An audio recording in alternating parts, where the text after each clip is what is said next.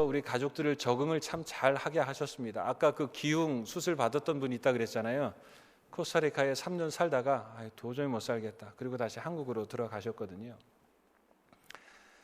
의외로 외국에서 적응을 잘 못하는 분들이 참 많습니다. 그런데 8년을 지나고 보니까요, 저희 집사람도 뭐 다 사람 사는 곳이지 하고 뭐 부족한 것도 많고 좀 그런데요, 거기서 잘 살아주었다 이런 생각이 들고요. 우리 아이들도 처음부터 뭐 가가지고 말도 통하지 않고 그래서 공부하는 거나 친구 사귀는 거나 다 어려웠을 것 같은데 정말 잘 지내주었어요.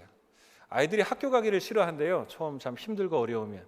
근데 저희 아이들은 참 희한하게도요, 너희들 말 안 들면 학교 안 보낸다. 그러면 그게 아이들한테는 벌이에요. 그 정도로 학교에 잘 가고 열심히 다니고 그랬던 것을 보면 정말 적응하지 못하고 살 일들이 참 많았었는데도 불구하고 하나님께서 한 사람 한 사람 붙들어 주셔서 잘 적응하고 살았다 이런 생각을 해보게 될 때, 이것은 우리가 잘한 것이 아니고 하나님의 크신 은혜요 도움이고 또 많은 분들의 기도가 있었다 그런 생각을 해보게 되어집니다. 교회도 참 좋았습니다.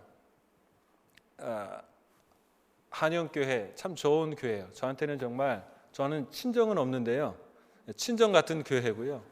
오면 늘 감사하고 고맙고 귀한 마음이고 늘 위로를 받습니다. 코스타리카 한인교회도 8년 사역을 했는데요, 참 좋은 교회였습니다. 이보다 더 좋은 교회가 있을까 생각할 정도로 교인들과 장로님들이 너무나 고맙고 감사하고 한 마음을 모아서 함께 어려운 이민생활 가운데서 신앙생활 잘 하고요, 또 선교의 일에도 많이 힘을 썼습니다. 그래서 온 교회가 아름답게 신앙생활할 뿐만 아니라 선교의 일에 귀하게 사용되어서 얼마나 귀하고 감사한지 몰라요. 교회는 무조건 좋아야 합니다. 교회는 무조건 평안해야 돼요. 그래서 제가 코스타리카 한인교회를 목회하면서 제일 마음에 와 닿았던 그 말씀 중에 하나가 로마서 16장 20절 말씀이었습니다. 평강의 하나님께서 속히 사단의 머리를 상하게 하실 것이다. 여러분, 사단을 이기는 것은 능력이 아니더라고요. 능력이 하나님께서 사단의 머리를 상하게 하시겠다, 그게 아니고요, 오히려 성경은 평강의 하나님께서 속히 사단의 머리를 상하게 하시겠다. 저는 코스타리카 한인교회를 목회하면서 교회의 평강이 얼마나 중요한가, 화목이 얼마나 중요한가, 다투지 않고 살아가게 될 때에 교회가 교회다워질 수 있고요, 다투지 않을 때 하나님께서 주신 그 귀한 사명을 감당할 수 있다는 사실을 정말 깨닫게 되었습니다. 그래서 교회는 무조건 평안해야 돼요. 평강을 가져야 돼요. 그렇지 않으면 사단이 틈타게 되어 있더라고요. 근데 지난 8년 동안 함께 있었던 코스타리카 한인교회는 정말 좋은 교회였어요. 힘들고 어려운 일이 있지만, 마음 상하고 다툴 일들이 있었지만 오히려 평강으로 하나가 돼가지고요, 오히려 그 안에서 다른 데 에너지 소모하지 않고 하나님의 귀한 일들을 할 수 있었다라는 것이죠. 그건 역시 가만히 생각해 보면 제가 한 것이 아니고 하나님의 은혜요 도움이었다 이런 생각을 다시 한번 여기에서 생각하게 되어집니다. 선교의 일도 마찬가지였습니다. 어려운 가운데에서 교회가 함께 귀한 선교의 일을 하게 되었는데요, 특별히 목회자들을 초청해서 현지인 목회자들을 교육시키는 게 참 중요합니다.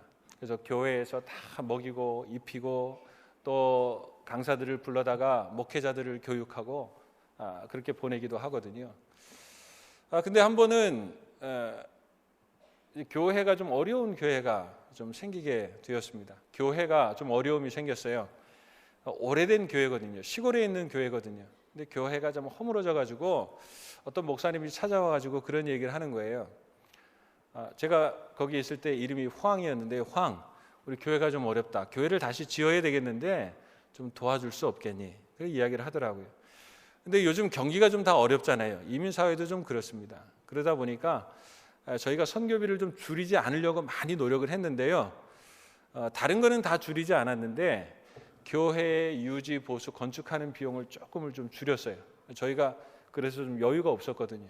근데 마침 다른 때는 좀 여유가 있을 때는 도와달라는 말을 하나도 안 하다가 저희가 좀 여유가 없는데 도와달라고 이야기를 하더라고요. 얼마면 되겠니? 그랬더니 한 6,000불 정도 견적을 받아왔더라고요. 근데 저희가 6,000불을 예전 같으면 좀 내줄 수 있었는데 내줄 형편이 안 되더라고요. 그래서 제가 좀 미안하지만 우리 한번 기도해보자.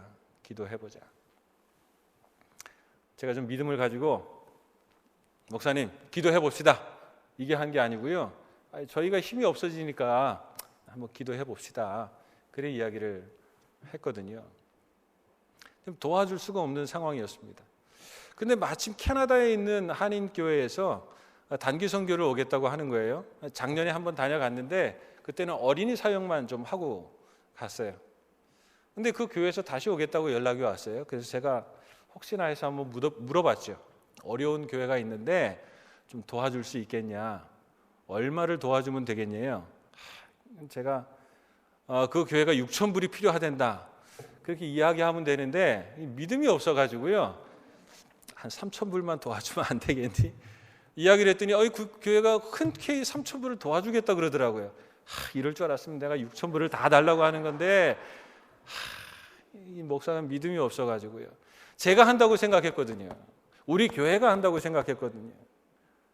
우리가 가지고 있는 것 가지고 한다고 생각을 했거든요. 그게 제 믿음이고 한계였던 것 같아요. 그래도 하나님께서 사용해 주셔서 감사한 거지요. 이게 믿음 갖게 한 게 아니더라고요. 그랬더니 그 교회가 3,000불을 모금해 올 뿐만 아니라 교회를 건축한다는 얘기를 들으니까 그 교회 장로님 중에 무슨 인테리어를 하고 이렇게 집을 짓고 하는 일을 하셨던 장로님이 계셨나 봐요. 교회를 짓는다 그러면 내가 가야 되겠네. 그래가지고 일정을 바꿔가지고요, 장로님도 오시고 장정들 다 데려와가지고 교회를 짓고 갔는데 딱 반만 짓고 갔어요. 이게 얼마나 아쉬운지.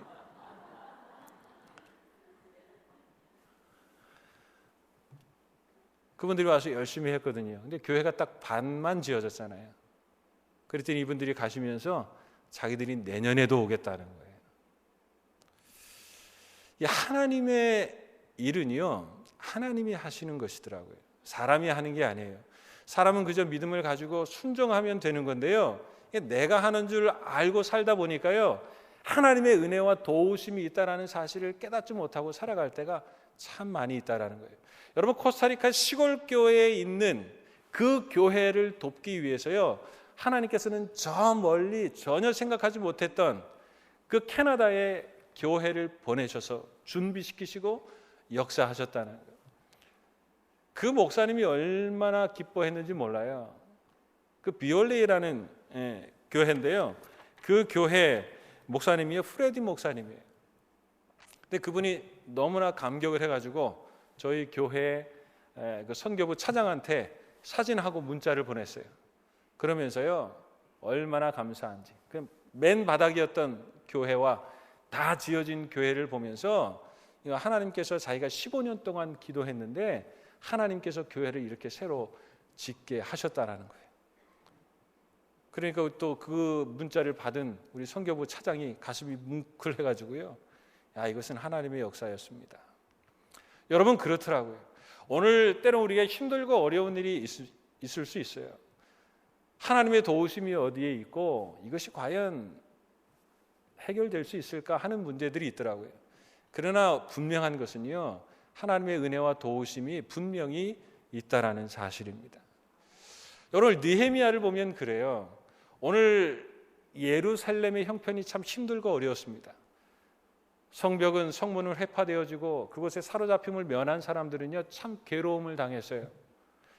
하나님께서는 그 괴로움을 당한 곳에서 문제를 해결하기 위해서 어떤 일을 시작해 가실 것 같은데요, 때로는 사람의 생각하고 달라요. 오늘 예루살렘 사람이 힘들고 어려운 상황이 있었습니다. 이 문제가 어떻게 해결되어질까 그들의 힘이 없었어요. 그런데 하나님은 어떻게 이 일을 해 나가시냐면요, 예루살렘과 정말 수천 킬로 떨어져 있는 바벨론 수상궁에 있는 느헤미야를 통해서 하나님께서 그 문제를 해결하시기 시작하셨다는 것이죠. 여러분, 이것이 인간의 생각으로, 사람의 생각으로 할 수 있을까요? 사람은요, 이 성문이 어떻게 세워지고 우리의 괴로움이 어떻게 해결되어질까 한탄하고 살아가는지 모르지만, 하나님은요, 이미 하나님의 백성들을 위해서 전혀 생각하지 못한 곳에서 전혀 생각하지 못한 방법으로 하나님의 일들을 계획해 나가고 계신다라는 것이죠.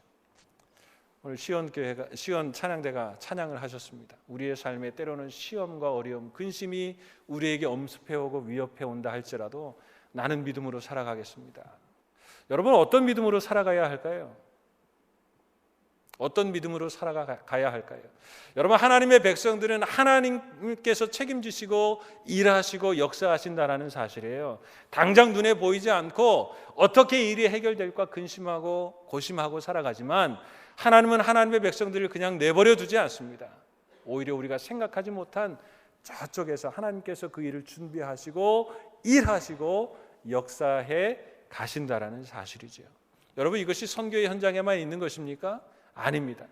오늘 하나님께서 사랑하시는 하나님의 백성들의 삶 속에서도 여전히 역사하고 계신다라는 사실이죠. 힘들고 어려운 일이 있지만 이미 하나님께서 준비하시고 역사하신다는 사실을 깨닫고 우리 오늘 찬송한 것처럼 다시 한번 믿음으로 승리해가는 저와 여러분들이 될 수 있기를 주님의 이름으로 축원합니다. 오늘 말씀 속에 보니까 느헤미야는요, 그 속에서 좋은 질문을 던지더라고요. 여러분, 신앙생활에는 좋은 질문이 필요하다 그런 생각이 들어요. 예루살렘의 형편이 어떠하냐?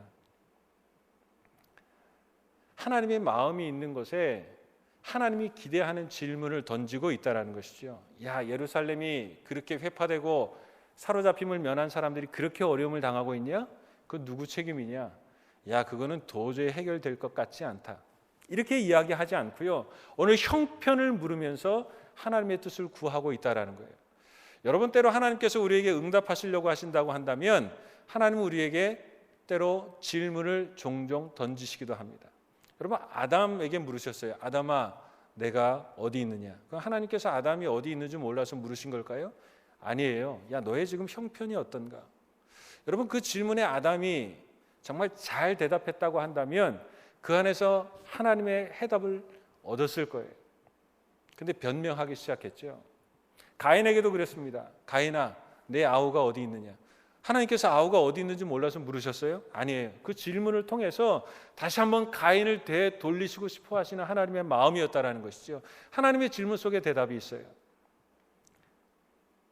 너희가 무엇을 보려고 광야에 나갔더냐? 너희가 왜 염려하느냐? 하나님 우리에게 질문하시거든요.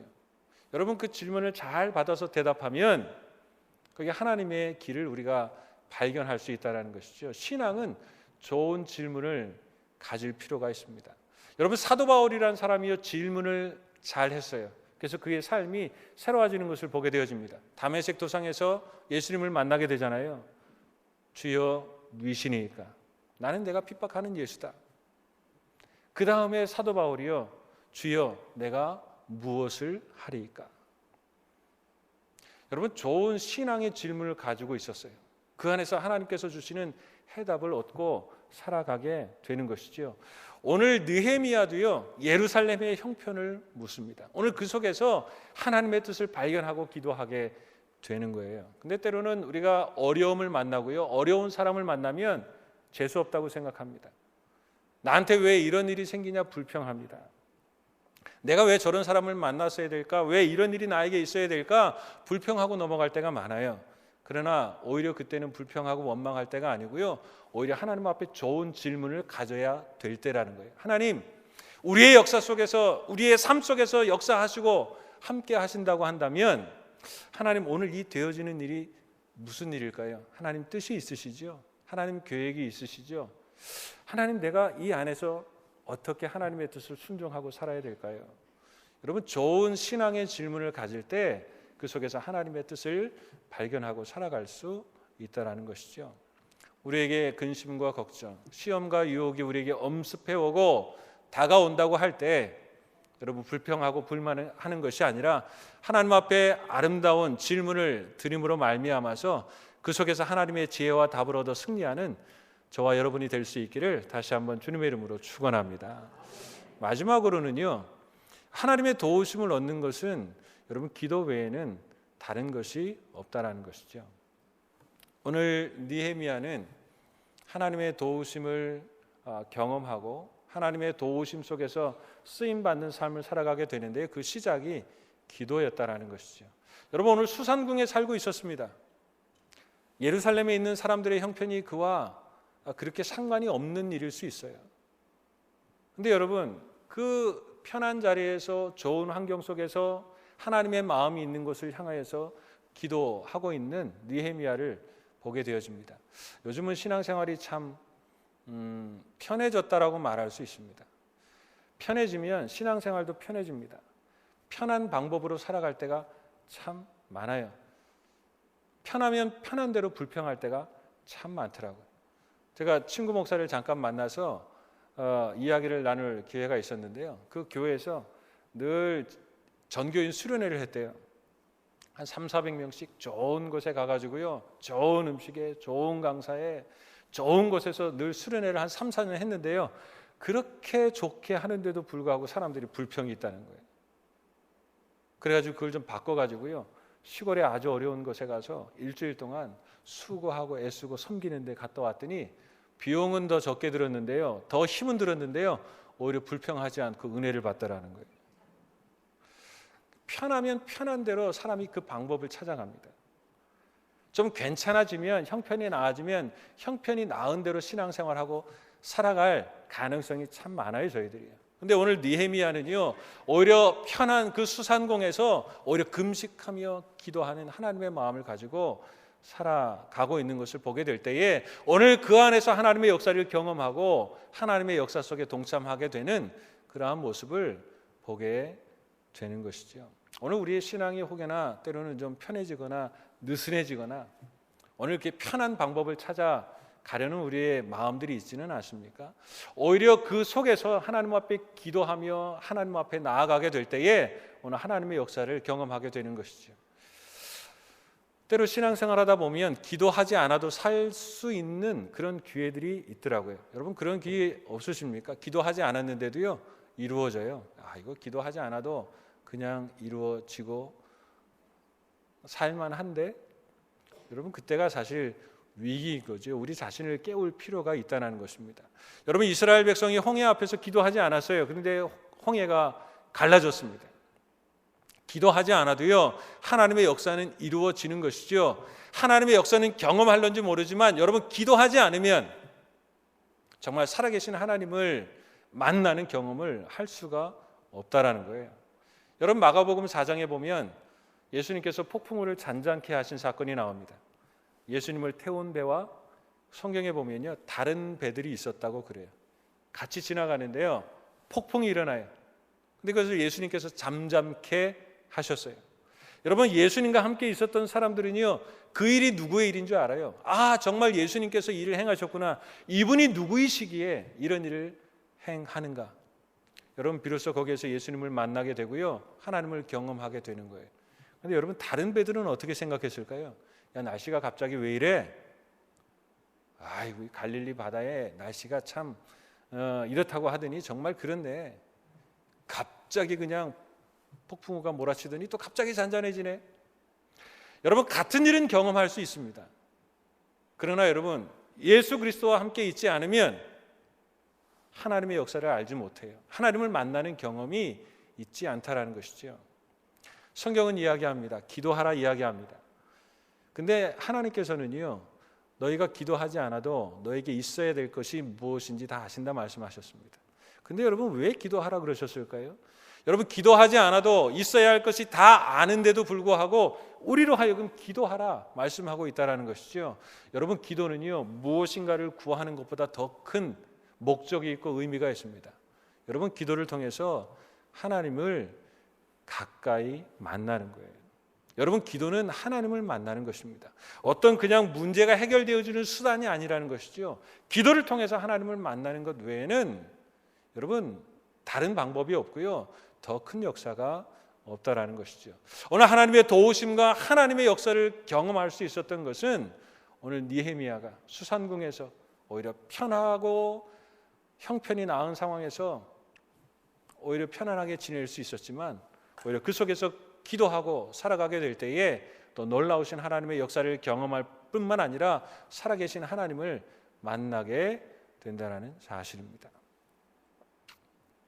우리의 삶 속에는 하나님의 도우심과 역사하심이 있습니다. 하나하나 나열하면 나열할수록 그게 내가 산 것이 아니었고 하나님의 은혜와 도우심이었다라는 사실을 다시 한번 깨닫게 되어집니다. 우리에게 힘들고 어려운 일이 있지만 하나님께서는 이 예루살렘의 어려운 형편을 전혀 알지 못했던 바벨론에서 준비하시고 계획하시고 역사하셨던 것처럼 하나님의 백성을 그렇게 도와 가실 것입니다. 우리가 그 믿음으로 살아갈 뿐만 아니라 오히려 어렵고 힘들 때에 신앙의 질문을 가지고 더 하나님 앞에 가까이 가고 하나님을 구하는 마음으로 기도함으로 사셔서 하나님의 놀라운 역사를 함께 경험하고 승리해가는 우리 모두가 될 수 있기를 다시 한번 주님의 이름으로 축원합니다.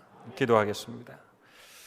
사랑의 하나님, 예루살렘의 형편을 너무나 잘 아시는 하나님, 예루살렘에 사는 사람들은 힘들고 어려웠지만 하나님은 그 하나님의 백성들을 위해서 전혀 알지 못했던 곳에서 하나님의 역사와 도우심을 준비하고 계셨습니다. 우리의 삶의 형편이 어찌하든지 하나님의 도우심이 있다는 사실을 깨닫고 믿음으로 살아 승리하는 저희들이 다 될 수 있도록 도와주시고 함께해 주시옵소서.